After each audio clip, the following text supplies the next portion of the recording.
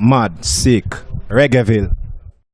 Reggaeville Massive, this is Munchy in Kingston, Jamaica, and I'm lucky to be here with Addis Pablo, better known as Addis Pablo, and from the name you can guess, he is the son of legendary keyboarder, melodica player, dub musician, producer as well, Augustus Pablo, and with him is his manager and also like partner in crime when it comes to the music as well.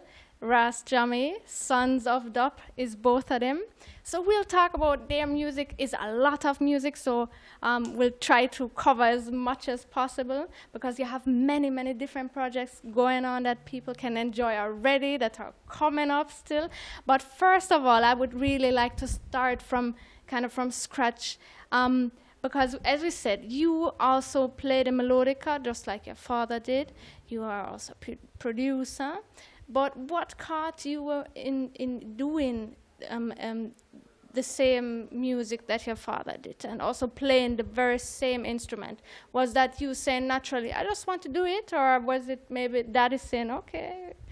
No, it wasn't really my dad saying much because he really wasn't a forceful person. So it was like really he bought instruments and stuff because I grew up around those things. So, but he never really put one in my hand and said, play this or... You know, wasn't that kind of person. But he was encouraging still, so if he saw me playing, he would encourage it, so that did help a lot. But it was more of a organic decision as well as people were around me.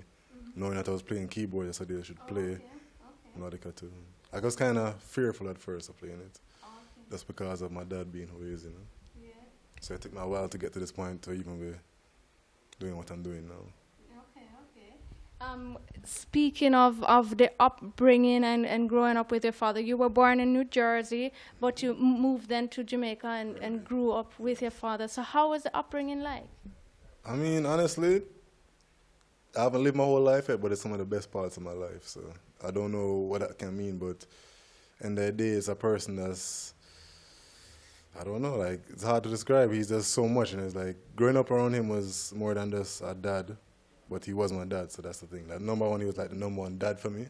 But then I would come to find out that he was Augustus Pablo. So for me, it was just having a good father and being felt accepted and loved, cared about. I don't know what else I can ask for. Of course, yes, lovely. But when did it occur to you that how the popularity of your father and how great he really was? Way after, because I was 9 on the past, so at the age of 9, you can't really imagine somebody being known. You can't imagine it, but you can't really know that that's, you know, your dad or something. It takes you a while to. So it's like when I was probably teenager, I really got to even know, because I haven't traveled enough to even know, but from what I can say, definitely. Yeah.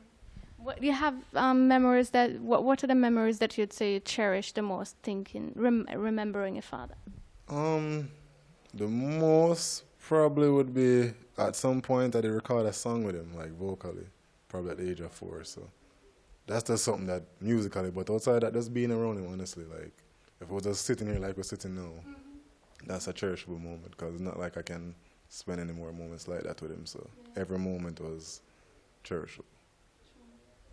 And now, we said you grew up in your father's house, and In My Father's House is precisely the title of your debut album to be released on February 25th. So how was the production process for that album like? Boy, it was really, I mean, I could say we met the producer of the track or the label from Amsterdam, Just Solid Rock, over the internet, and from there we just kind of went back and forth, sending tracks. They would send rhythms, I would blow some melodic on it. If they were, you know, like, not to say up to the standard, but if we could all agree on them, then they were put towards the album. And it happened over a year and some months. Pretty much they would just create tracks and I would blow melodica. They would send maybe 3 or 4, I might select 3 out of the 4. So. Yeah. And there are other vocalists on the album as well. So maybe, Jamie, you can tell me a bit about it. How did you decide who to cooperate with and how was the feel about it in general? Well, what we try to do is, like I said, bridge the gap between the traditional and the new, you know, or the older reggae artists, the new reggae artists. So there's a mix, you know. You have Exile the Brave, who is part of the new school, and we have him in a big youth style, you know. And when we present him in this way, we use the name Jah Exile.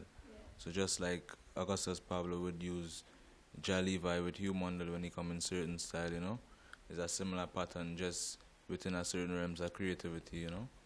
Then we have Chess Deck, you know, as you go up in age per se. And Chess Deck has been doing good over the European circuit and, you know, in Jamaica, Moby and all these parts.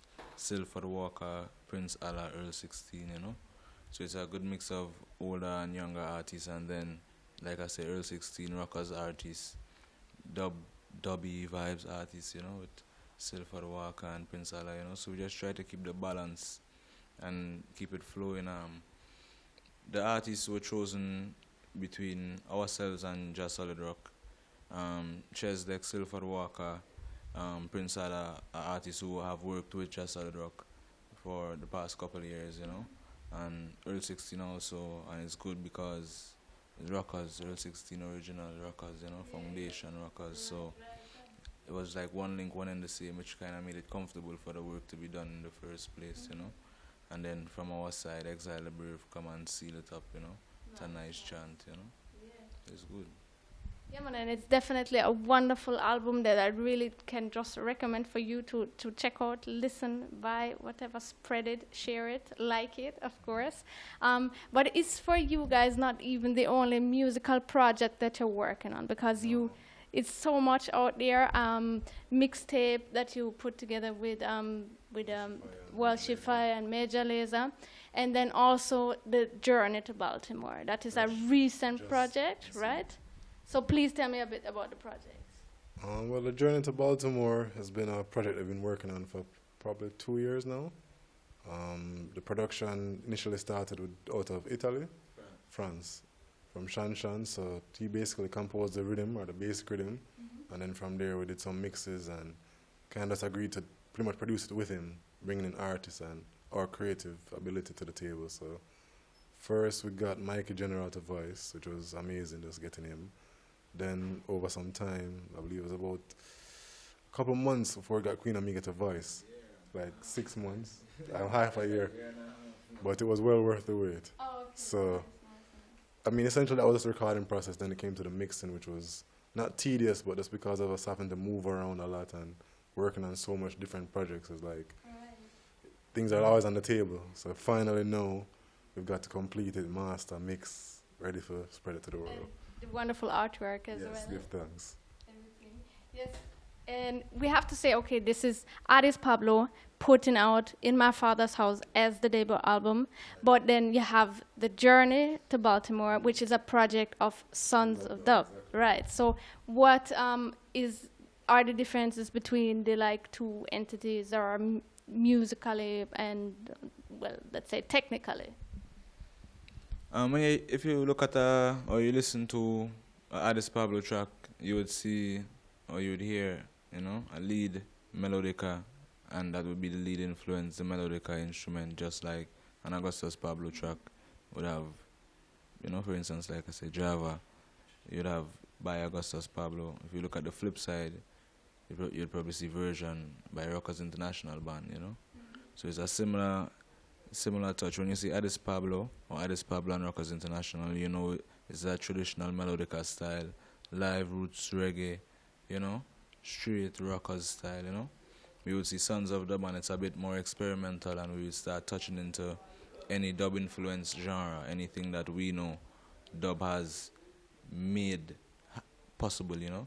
So it would be coming to the dubstep, the trap, the steppers, you know, a bit of different things, but at the same time, Sons of Dub represents a sound system and a label and a brand and all these different things, you know. And it was just an opportunity to be original and create something different, but in line with, you know, Rockers International at the same time. So, just like I was saying, if you look at the projects now, you'd see Addis Pablo, In My Father's House, Melodica debut album from Addis Pablo, you know. Sons of Dub release Journey to Baltimore, you know. You'd see Sons of Dub mixtape, you know. But you see Addis Pablo featured on Sons of Dub mixtape. Because we try to separate it and not limit ourselves, you know. But 1 minute you see us in an EDM show doing Sons of Dub. Next minute we in a Roots Festival, you know, doing melodic and live dub on stage. So no limits, you know, just dub and reggae straight, yeah. And speaking of seeing you playing live and whatsoever, you did that last year already. You came to Europe. We were lucky to have you over there. So how was the experience for you? It was wonderful. I mean, honestly, Europe is new to me in terms of being there, but it's a place that I've always been connected with. Of course, my dad is one of the major markets for reggae in general, but especially rockers, Addis Pablo. So it was kind of just good to finally get close to the people really supporting you and giving you that strength anyway. So it's a very good feeling. And now this year, people can also hopefully look forward to seeing you over there, right? But what javelin, what can they expect or look forward to? April a very, you know, short and accurate promotional tour, you know, just to give people a feel of the packages that would come in summer, the larger packages, you know, but also just to promote the album, do a lot of meet and greet, you know. We would do the United Nations of Dub Festival in England, you know. We would open this festival, and this would begin our promotional tour in Europe, probably one date in Amsterdam, one or two in France, you know. Just keep it tight.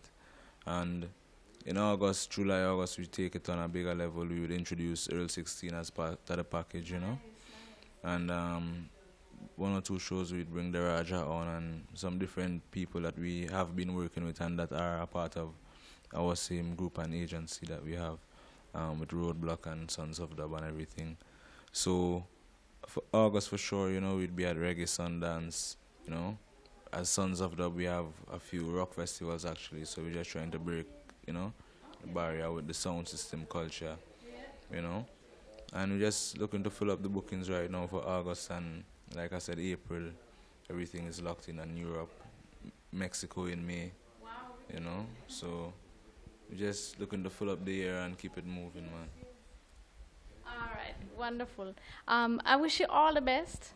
Keep it moving, keep playing. Thank you so much for the interview and also the wonderful music that you're putting out there. Health and strength to keep it moving as long as we can listen. Possibly. Yes, Give right, talks. right. Thank you so much. Sons of Dub, Addis Pablo, In My Father's House, Melodica debut album coming out now. Check it out. All right. Thank you so much. Blessed love. Mad, sick, Reggaeville.